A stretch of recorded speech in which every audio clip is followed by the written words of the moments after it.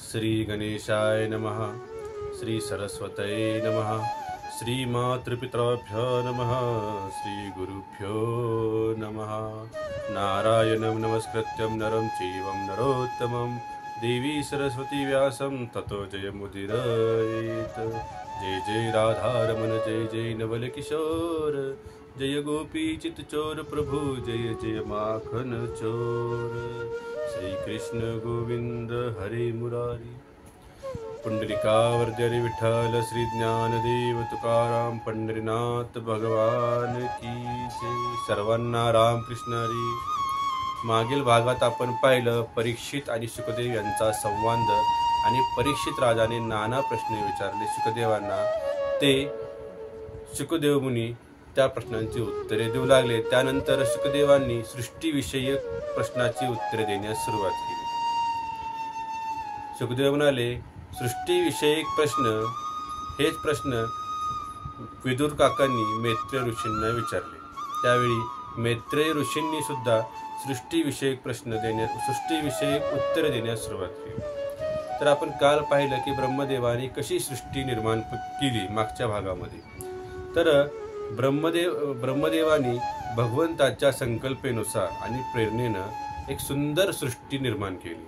त्यानंतर ब्रह्मदेवानी सनक, सनंदन, सनतकुमार आणि सनातन, सनकच्च सनंदच्च सनातन मथात्म प्रभु सनतकुमारच मुनी निष्क्रियानु ऊर्ध्वरितस्य हे 4 बालक उत्पन्न झाले। ते भगवंताचे प्रथम अवतार, हे भगवंताचे पहिले अवतार सनतकुमार। तर हे पूर्णपणे निवृत्तीपरायण आणि वैराग्यशील होते। ज्यावेळेस ब्रह्मदेव यांना म्हणाले की तुम्ही आता सृष्टीची निर्मिती करा, त्यावेळेस त्यांनी नकार दिला। कारण ते म्हणाले आम्ही पूर्णपणे निवृत्तीपरायण आहोत, वैराग्यशील आहोत, आम्हाला या सृष्टीमध्ये काहीही रस नाही। हे जेव्हा त्यांनी म्हणले त्यावेळेस ब्रह्मदेवाला फारच क्रोध आला। तो त्यांनी सावरण्याचा प्रयत्न केला, आवरण्याचा प्रयत्न केला, पण तो क्रोध काही आवरेना। त्यांनी ते विवेकाने क्रोध आवरण्याचा प्रयत्न करून सुद्धा तो क्रोध ताबडतोब ब्रह्मदेवाच्या भुयामधून बाहेर पडला आणि त्या भुयामधून एक निळ्या आणि लाल रंगाच्या बालकाच्या रूपात तो क्रोध प्रकट झाला। सवेरुरोध देवानां पुरोज भगवान भव नामानि कुरु मे धातम स्थानानि च जगद्गुरु। ते बालक म्हणजे देवतांचे पूर्वज भगवान भव म्हणजे रुद्र आहेत। ते रडत रडत म्हणू लागले, हे जगतपिता, हे ब्रह्मदेवा, माझे नाव काय आणि माझे राहण्याचे ठिकाण तुम्ही मला सांगा। ते बालक ब्रह्मदेवाला म्हणू लागलं। त्यावेळेस ब्रह्मदेव म्हणाले, यदरोदिम सुरो श्रेष्ठो सत्वेगम इव बालकः तत्तत्स्वामभिधास्यन्ति नाम्ना रुद्र इति प्रजाः। नाम्ना रुद्र इति प्रजाः। तुझं नाव रुद्र आहे, तुला रुद्र नावाने संबोधित, कारण तू दुःखी बालकाप्रमाणे स्पंदन करून रडू लागलास म्हणून तुझे नाव रुद्र संबोधते। त्यानंतर जेव्हा भगवंताच्या शक्तीने संपन्न झालेल्या ब्रह्मदेवानी उत्पत्तीसाठी पुन्हा संकल्प केला, तेव्हा त्यांची आणखी 10 पुत्रे झाली ब्रह्मदेवापासून। मरीची, अत्री, अंगिरा, पुलत्स्य, कृतु, भृगु, वसिष्ठ, दक्ष आणि 10वे स्वतः नारद हे ब्रह्मदेवाच्या मानसपुत्रापैकी उत्पन्न झाले।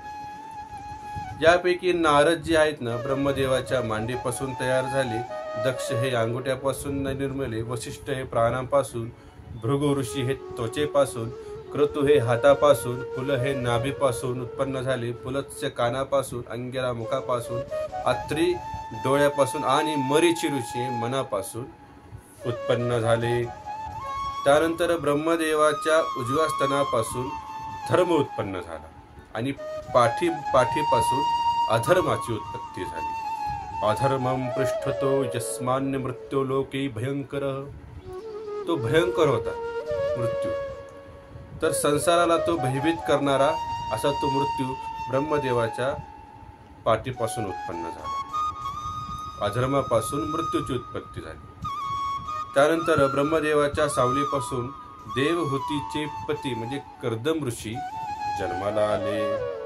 अशा प्रकारे हे सर्व जगतकर्त्या ब्रह्मदेवाच्या शरीरापासून निर्मिती झाली आणि मनापासून उत्पन्न झाली। हे पूर्ण सृष्टी ब्रह्मदेवापासून भरून गेली। त्यानंतर ब्रह्मदेवानी आपल्या शरीराचे 2 विभाग केले। ऐका, ब्रह्मदेवानी आपल्या शरीरापासून 2 विभाग केले। त्यापैकी जो पुरुष होता तो मनु आणि दुसरा भाग होता ती स्त्री, शतरूपा स्त्री। यस्तु तत्र पुमानसो भुन्मन्मनु स्वयंभूं स्वराठ स्त्रिया सिच्छदरूपामख्या महिषस्य महात्मनः। तर एका भागाचं नाव आहे स्वयंभू मनु आणि दुसऱ्या भागाचं नाव आहे शतरूपा स्त्री। असे 2 भागामध्ये ब्रह्मदेवानी विभागणी केले। तेच पहिले प्रथम पुरुष मनु म्हणजे या मानव जातीचे प्रथम पुरुष। ते 2 जण हात जोडून ब्रह्मदेवासमोर उभा राहिले आणि त्यांना म्हणू लागले की आज्ञा करावी, आमचे कार्य आम्हाला सांगा, आम्ही काय करावं। त्यावर ब्रह्मदेव म्हणाले, तुम्ही दोघंही लग्न करा आणि मैथुनी सृष्टी निर्माण करा। त्यानंतर मनु शतरूपा म्हणाले, हे ब्रह्मदेवा, सृष्टी उत्पन्न करण्याकरता पृथ्वीची गरज आहे, पण पृथ्वी महाप्रलयामध्ये त्यावेळेस रसातळामध्ये पाण्यात गेली होती। तर आम्ही सृष्टी कुठे उत्पन्न करू? त्यावेळेस ब्रह्मदेवाला खूप काळजी पडली आणि ब्रह्मदेवानी एक शिंक मारली। ब्रह्मदेवाला एक शिंक आली आणि त्या शिंकामधूनच एक वराह भगवंत प्रकट झाले। बोला वराह भगवान की जय। तर अशा प्रकारे वराह भगवंत प्रकट झाले आणि हा भगवंताचा अवतार वराह भगवंत। ज्यावेळेस ते बाहेर पडले त्यावेळेस ते छोटे होते आणि बाहेर पडताच हळूहळू ते वाढू लागले। पूर्ण त्रैलोक्य मापेल एवढे त्यांची उंची झाली। तर पुन्हा विदुर काकांनी मैत्री ऋषींना प्रश्न विचारला की हा हिरण्यक्ष कोण, ज्यानं पृथ्वी, हा हिरण्यक्ष कोण व राक्षसाच्या उद्धारासाठी भगवंतांनी अवतार कसा घेतला ते आम्हाला तुम्ही सांगा। त्यावर मैत्री ऋषी म्हणतात, एक वेळ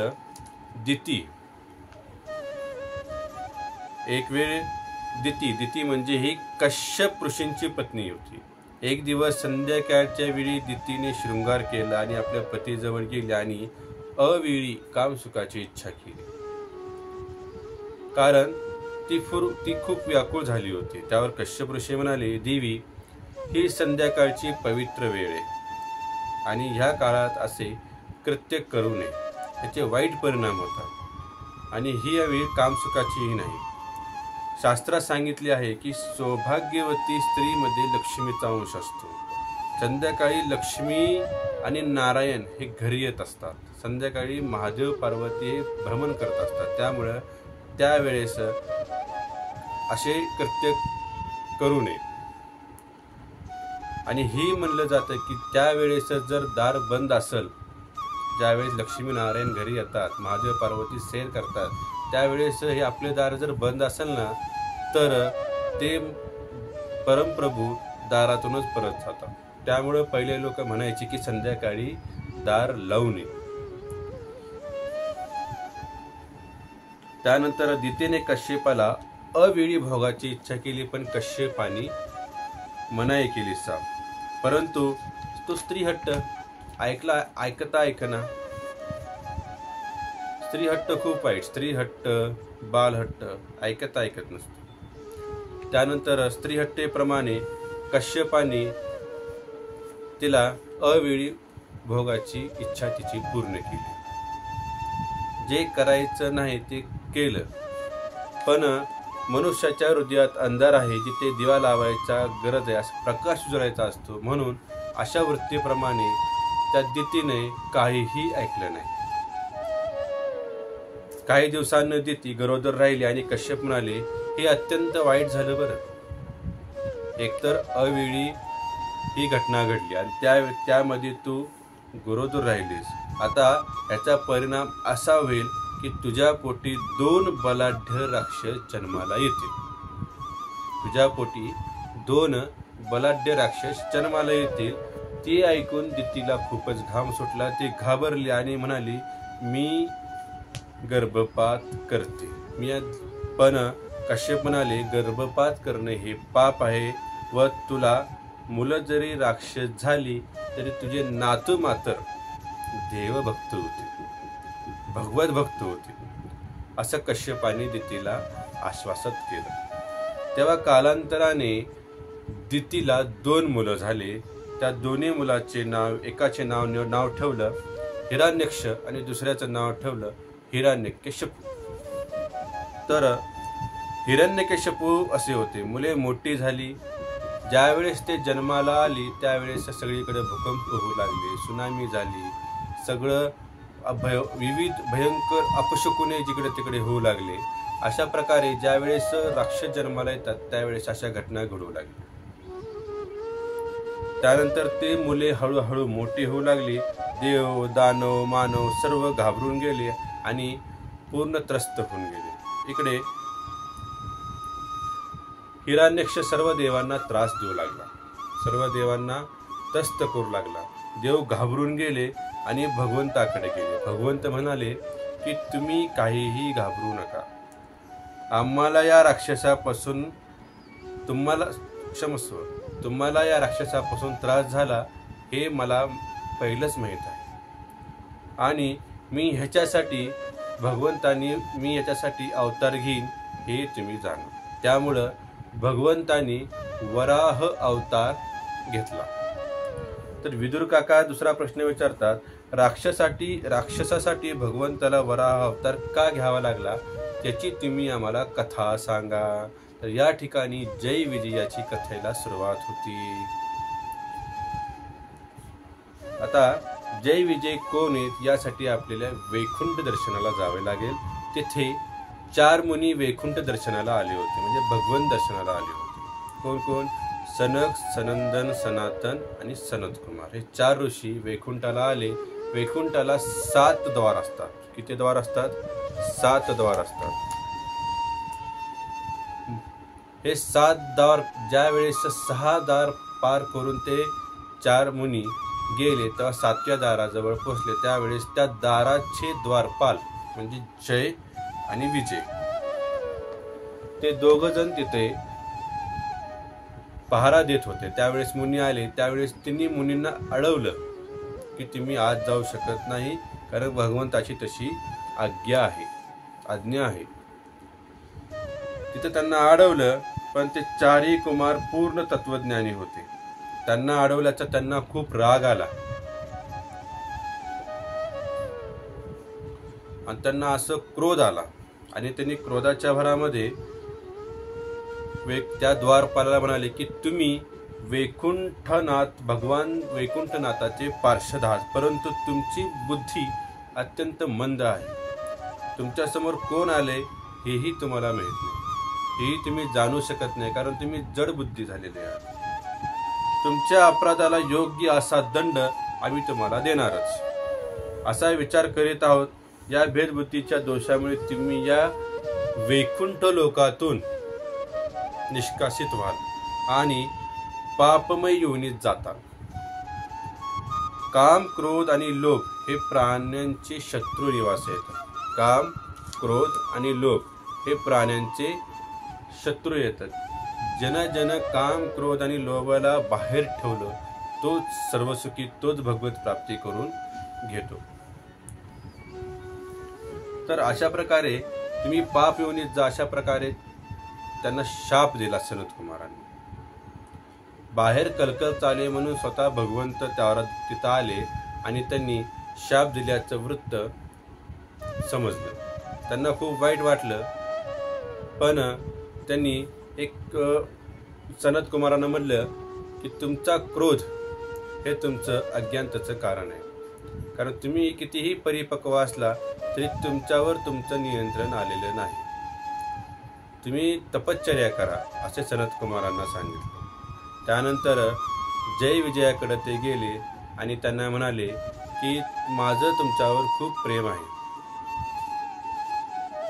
त्यावर जय विजय म्हणतात, हे भगवंता, आम्ही हे वैकुंठ सोडून जाऊ शकत नाही, कृपा करून तुम्ही आम्हाला काहीतरी मार्ग दाखवा.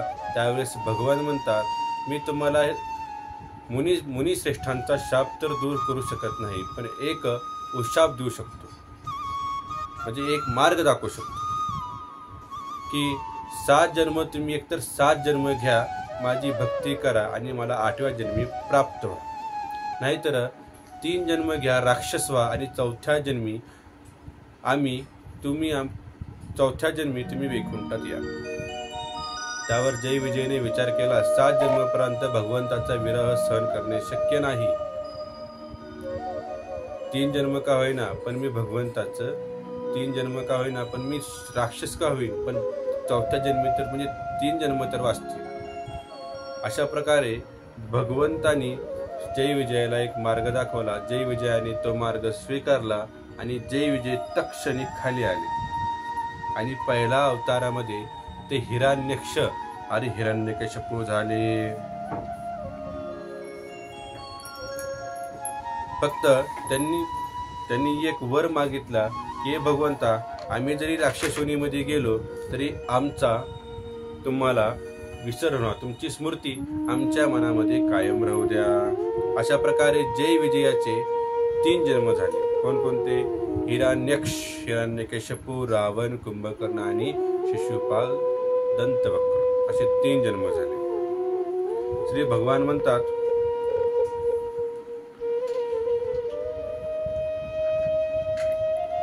त्यामुळेच पहिल्या अवतारामध्ये हिरण्यक्षाचा जन्म झाला. ज्यावेळेस भगवंतांनी वराह अवतार घेतला त्यावेळेस ते पृथ्वी आणायला खाली गेले. त्यावेळी तिथं त्यांची गाठ हिरण्यक्षासोबत पडली आणि दोघांचं तुंबळ युद्ध सुरू झालं. त्यात भगवंतांनी वराह अवतार घेऊन हिरण्यक्षाला मारून टाकलं, त्याचा वध केला आणि हिरण्यक्ष व हिरण्यकशिपू हे दोघेही भगवंताचे पार्षद आहेत. त्या शापामुळे ही त्यांची अधोगती झाली होती. आता काही जन्मताचे पुन्हा आपल्या स्थानावर परत जातील, तो भाग वेगळा. भगवंतांनी हिरण्यक्षाला मारून पृथ्वी आपल्या सोंडेवर वर ठेवली आणि मनु आणि शत्रुपाला सुपूर्द केले. त्यानंतर मनु आणि शत्रुपांनी मैथुनी सृष्टी उत्पन्न केली आणि पूर्ण त्यांच्या पुत्र, बालक, नातूपती सगळं पृथ्वी अगदी भरून गेली, सृष्टी एकदम भरून गेली. इथं भगवंताचा अवतार वराह अवतार संपन्न झाला.